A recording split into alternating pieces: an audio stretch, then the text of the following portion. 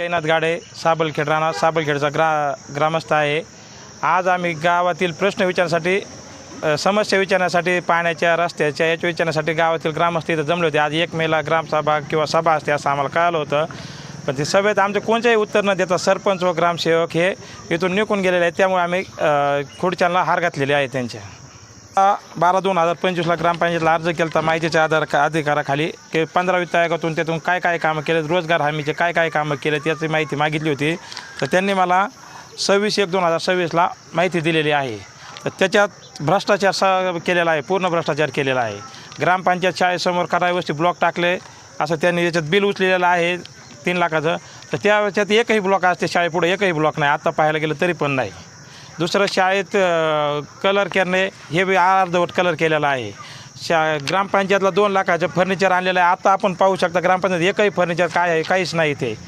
तसेच अंगणवाडी शाळेसाठी खेळणी आणलेले 3 ते 3.5 लाखाची, ते बी कुठंच नाही। आता जिल्हा परिषद शाळा डिजिटल करण्यासाठी एकही रुपया खर्च केलेला नाही।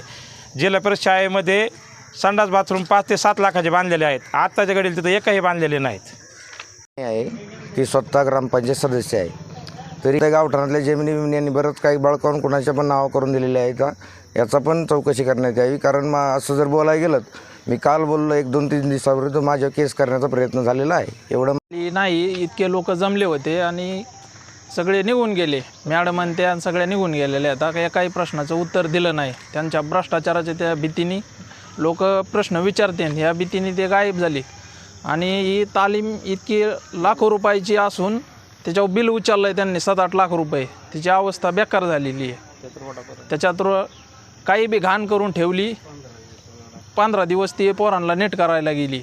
आणि वैयक्तिक प्रश्न जर आपण घेऊन आलं इथं ग्रामपंचायतला तर मॅडम म्हणतात की मला एकट्याला पाहून येतात, असं तसं पोरांना घाबरून म्हणजे दबाव आणतात। आणि मग त्यामुळं प्रश्न विचारायचा सवालच तयार होत नाही। पोरं माणसं बेतीत ह्या गोष्टीला।